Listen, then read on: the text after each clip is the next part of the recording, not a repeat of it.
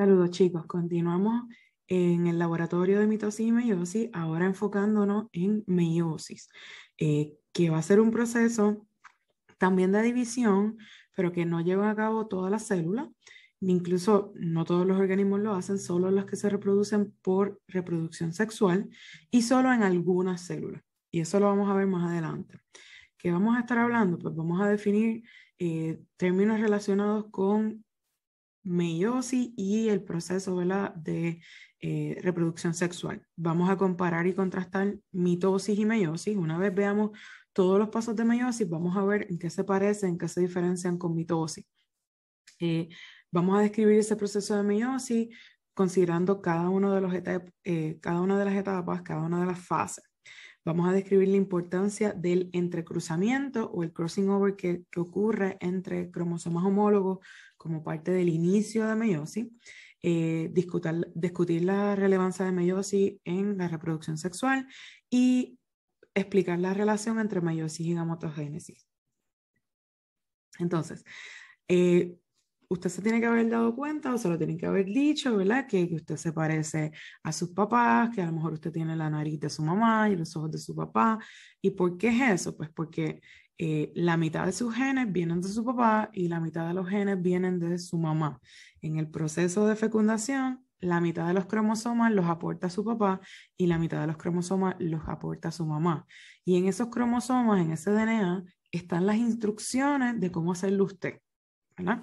Y pues ahí usted ganó algunas de las características de su mamá y algunas de las características de su papá, porque esa información está escrita en el DNA, específicamente en los genes. Entonces, ¿qué es eso de un gen? Pues un gen es una secuencia de nucleótidos. Nucleótidos son las letras con las que está escrito el DNA. Y esa secuencia en específico va a codificar para una proteína. Proteína que va a ser, va a contribuir a cuál va a ser el color de sus ojos, cuál va a ser la forma de su pelo, el color de su pelo, etc. Por eso es que decimos que los genes está esa información que lo hace usted, ¿verdad? Como usted es, con las características que usted tiene. El gen va a ser esa unidad básica de la herencia y va a estar, ¿verdad?, en los cromosomas, en el DNA, pero pues en los cromosomas que vimos en la clase pasada o en el laboratorio de mitosis, donde pues es el material genético compactado, condensado, para que forma esa estructura que llamamos el cromosoma, y esa estructura se forma cuando va a empezar ese proceso de división celular. Cada gen lo describimos por su localización en el cromosoma. Así como usted da su dirección física, ¿verdad? En muchas de las solicitudes o cosas que usted llena, tiene que decir dónde usted vive. Pues los genes describimos dónde está, en qué cromosoma, en qué parte del cromosoma. Y esa descripción, esa posición específica donde está ese gen, lo llamamos el locus. Locus es lugar en latín, ¿verdad? Es básicamente decir la dirección, dónde encontramos ese gen. Los genes se van a pasar de una generación a otra, ¿verdad? De sus papás a usted, o de sus abuelos a sus papás y de sus papás a usted, en células específicas que se llaman los gametos. Los gametos es el nombre unisex genérico de esta célula. El nombre ya específico sería, pues, los gametos producidos por las mujeres son los óvulos y los gametos producidos por los hombres son los espermatozoides. Ahí vamos a ver que esas células cargan solamente la mitad del complemento completo del DNA, porque cuando se fundan esas células, un óvulo y un espermatozoide, al unirse van a tener las dos mitades, ¿verdad? El complemento completo del DNA. Entonces, esos gametos son lo que llamamos las células reproductivas, son haploides, tienen la mitad de los cromosomas, eso fue lo que le dije ahorita, pero el nombre de eso es haploide, y están altamente especializadas para transmitir los genes a la próxima generación. Aquí los óvulos, células especializadas que solamente se producen en los ovarios. Y los espermatozoides, células especializadas que solamente se producen en los testículos. Entonces, esas células, tanto el óvulo o el huevo y el espermatozoide, son células haploides. Se le menciona que, o se les simboliza con una N, porque tiene solamente la mitad de los cromosomas. Cuando se fusionan en ese proceso de fertilización, se unen todos esos cromosomas y se forma una célula diploide que tiene el componente completo, ¿no? Los cromosomas de la mamá, los cromosomas del papá, y ahí pues tenemos un organismo diploide con todos los cromosomas. En el caso de los humanos tenemos 46 cromosomas. 23 vienen de la mamá en el óvulo y 23 vienen del papá en el espermatozoide. Cuando se fusionan en fecundación, se forma un organismo, un cigoto, que es la primera célula que se forma, ¿verdad? De ese proceso de fecundación. Va a ser una célula diploide con las dos mitades de los cromosomas y va a tener los 46 cromosomas. En esta diapositiva solamente quiero mostrarle, ¿verdad?, el ciclo de vida de nosotros los humanos, donde pues el organismo adulto es un organismo multicelular, diploide, ¿verdad? Tiene los 46 cromosomas, pero en los testículos y en los ovarios se están produciendo gametos, óvulos y espermatozoides, que son células haploides que tienen la mitad de los cromosomas, que cuando se fusionen por ese proceso de fecundación, van a formar un cigoto, una célula que tiene todo el complemento de los cromosomas, que vuelve a tener esos 46 cromosomas y pues se vuelve ese organismo diploide. Ese cigoto va a pasar por múltiples rondas de mitosis para crear ese organismo multicelular, ¿verdad?, que vamos a hacer nosotros. Y esas células pues además de multiplicar, se van a dividir, se van a especializar y pues van a crear las distintas capas de tejido, etcétera, hasta que usted tenga, ¿verdad?, un organismo multicelular ya desarrollado. Para que en el proceso de fecundación se produzca un organismo diploide que tenga la cantidad correcta de cromosomas, que en el caso de los humanos es 46, necesitamos que primero pasen por meiosis las células que van a ser los gametos.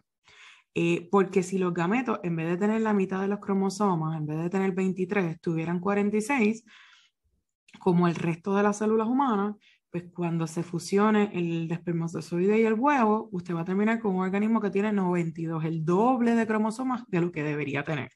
Y eso, pues no es lo que debería pasar, ¿no? Eso sería un error en el proceso.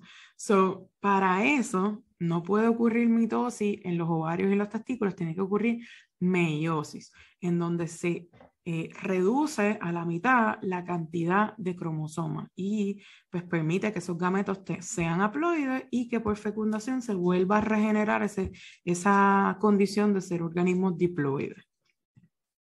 Entonces, en los cromosomas humanos tenemos que son, le dije, 23 pares de cromosomas, 23 de su mamá, 23 de su papá, para un total de 46.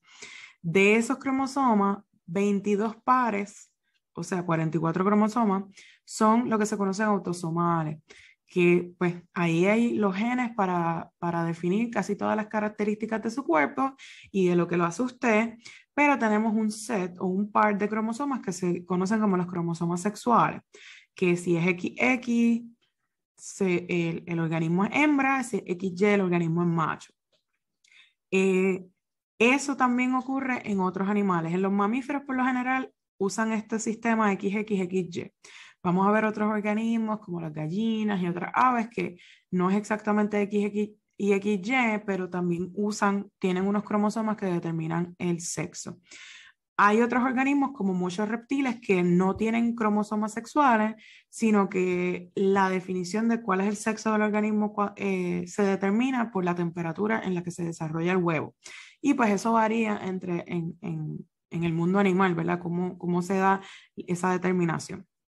Ahora, repasando, ¿verdad? ¿Qué llamamos un organismo diploide? Pues que las células tengan el componente completo, ¿verdad? Los dos pares de cromosomas, en el caso de los humanos, que tengan 23 pares, o que es lo mismo 46 cromosomas. En el caso de las células haploides, pues que tienen la mitad, tienen una sola copia de los cromosomas. En el caso de los humanos, pues los gametos, los óvulos y los espermatozoides tienen solamente 23 cromosomas. Entonces, como usted hereda 23 cromosomas de su mamá y 23 cromosomas de su papá, esos cromosomas que usted hereda de su mamá y de su papá son homólogos, no son idénticos, son homólogos, son bien similares en tamaño, en la posición de donde está el centrómero, en cómo se teñirían, en la secuencia de genes que tienen, pero no son idénticos. ¿Por qué le digo que no son idénticos? Porque aquí estamos dando el ejemplo con flores, ¿verdad? Con características de flores, pero usted se lo puede imaginar con características, ¿verdad? De nosotros, de los humanos.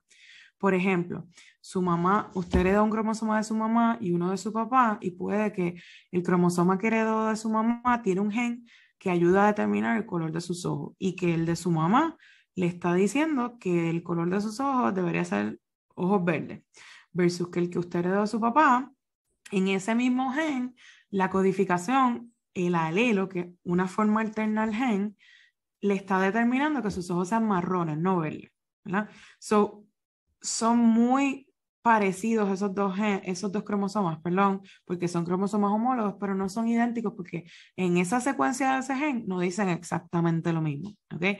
Aquí el ejemplo, le dije, con flores. Tenemos dos cromosomas, ve que tienen el mismo tamaño, la misma forma, pero en ese locus que determina el color de la flor, pues uno de los cromosomas está mostrando ese alelo para la flor violeta o púrpura, y en el otro se está mostrando el alelo para el color de flor rosado. Por eso es que no son idénticos, decimos que son homólogos, ¿verdad? Y usualmente, pues uno de esos lo heredamos del mamá y otro del papá. Y vamos a ver que para cada uno de los cromosomas tenemos cromosomas homólogos. So, aquí viendo los cromosomas en un carotipo, en donde pues podemos organizar todos los cromosomas que usted tiene, y usted ve que están en pares de cromosomas homólogos. Uno de estos vino de su mamá, uno de estos vino de su papá. En el caso de este individuo, es un humano porque tiene 23 pares de cromosomas, y en el cromosoma sexual tiene una X y una Y. So, tenemos una persona que es macho, ¿verdad? Que es un hombre. Y si ve, pues lo que le decía, esos cromosomas homólogos tienen más o menos la misma forma, el mismo largo, la tinción, cuando se utiliza teñido, pues la tinción es la misma, por eso hablamos de cromosomas homólogos.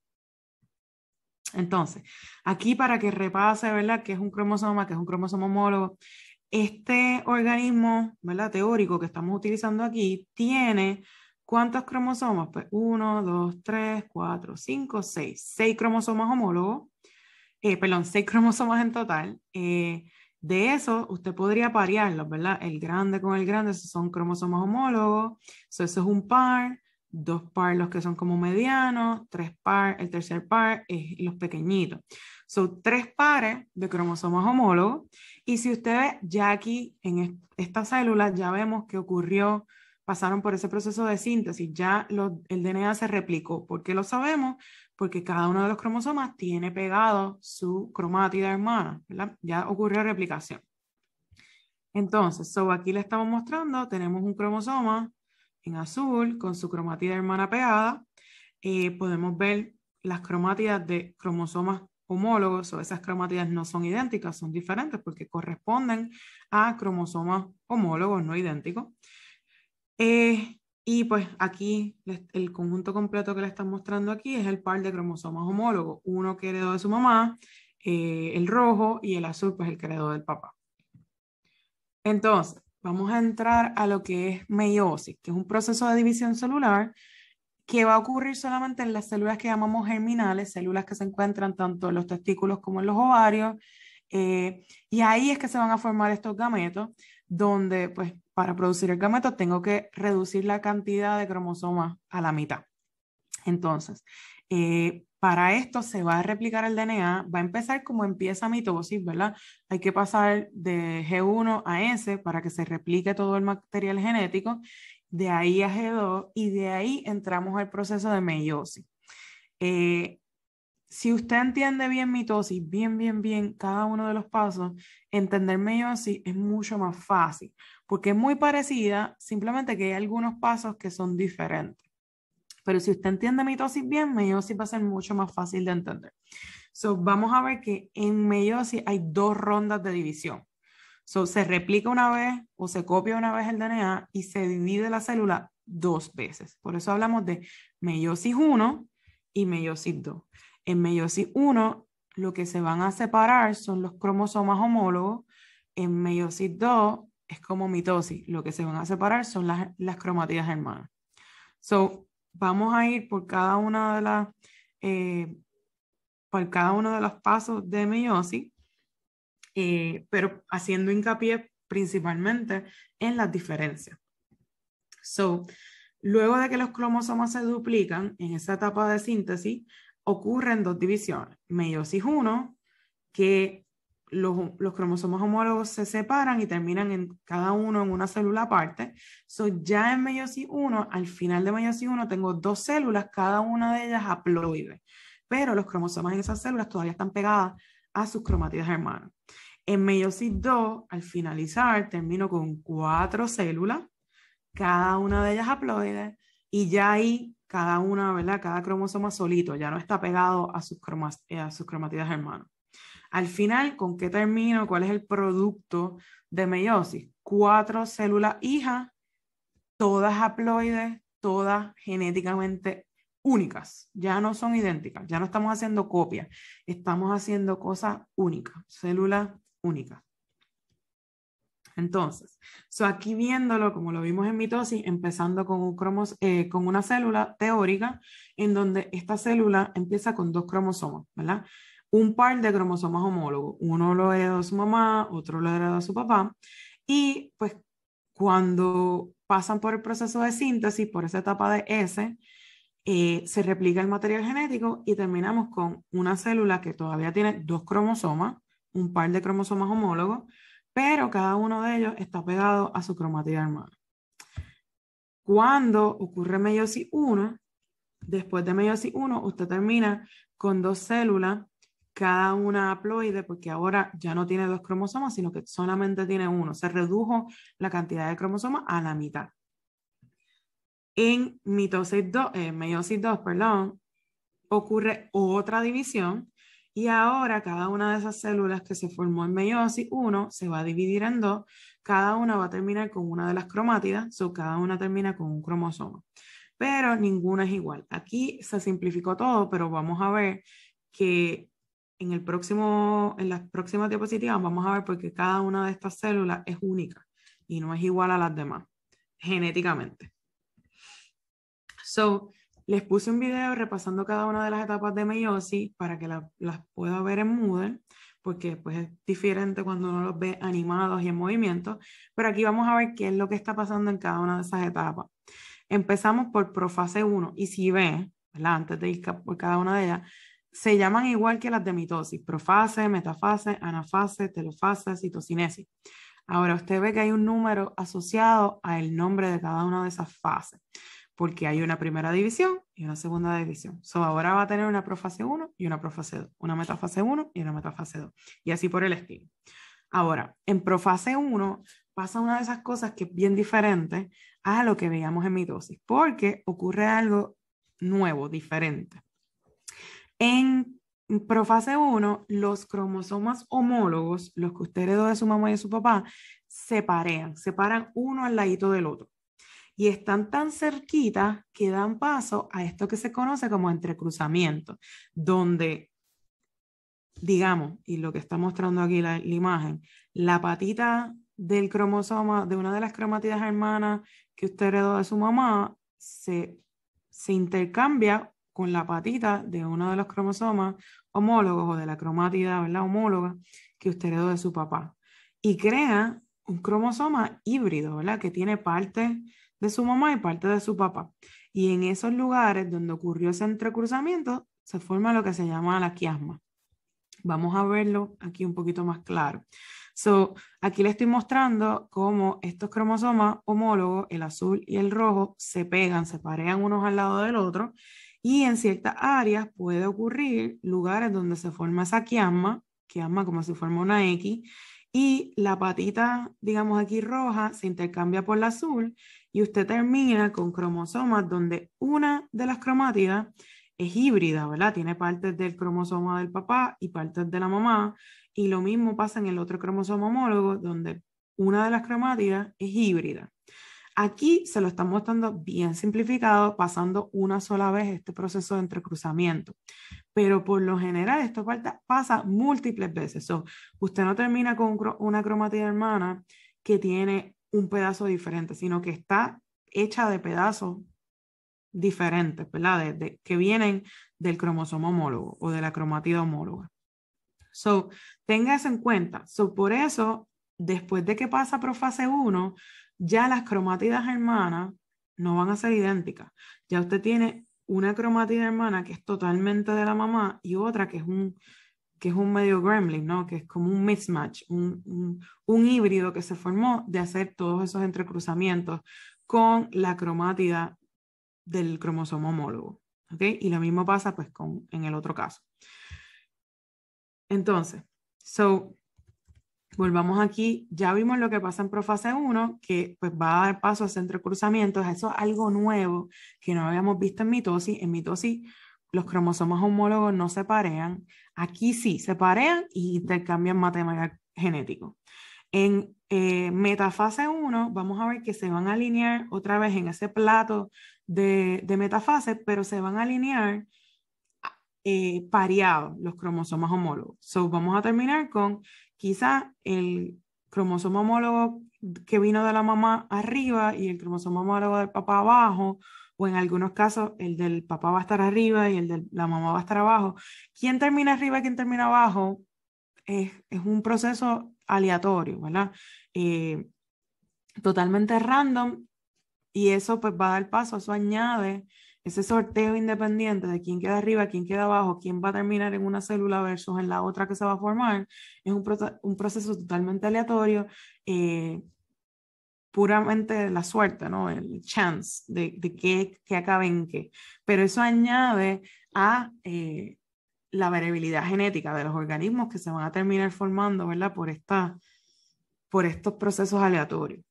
Entonces, después que ocurre metafase 1, en anafase 1 lo que ocurre es que se separan, pero lo que se está separando son los cromosomas homólogos. Unos cromosomas van hacia uno de los polos de la célula y otros van hacia otro polo de la célula.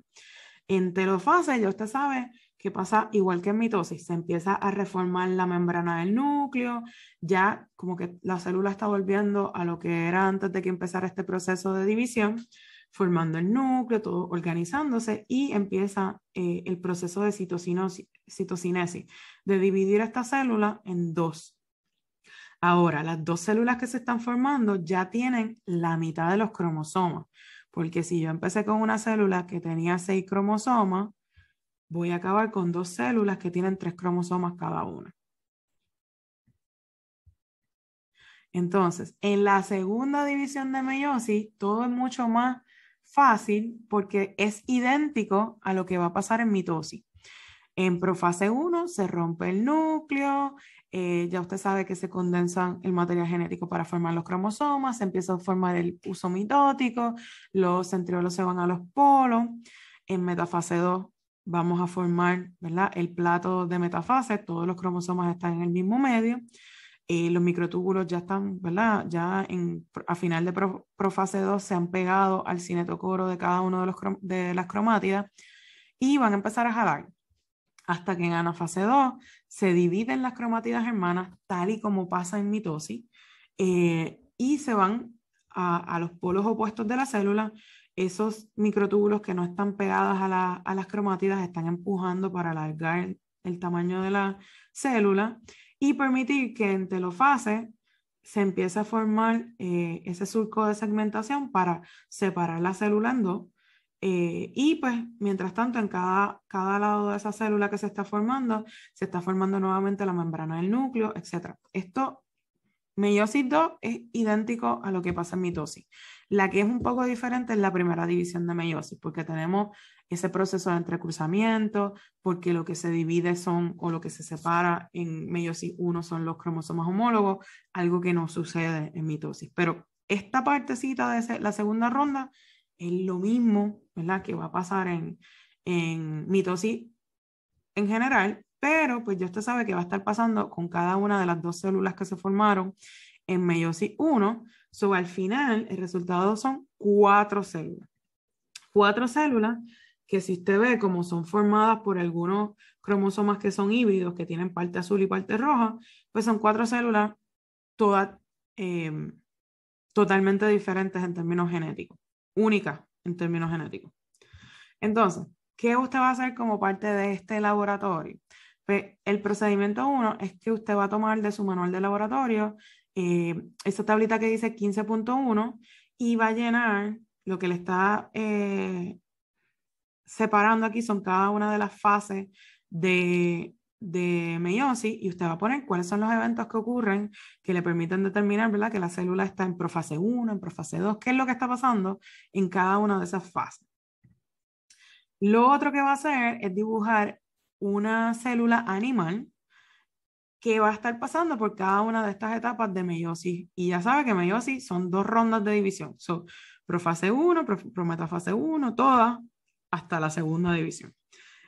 Asegúrese de usar, de colorear los cromosomas para uno saber, ¿verdad?, cuáles son los cromosomas homólogos, cuándo ocurrió entrecruzamiento, etc.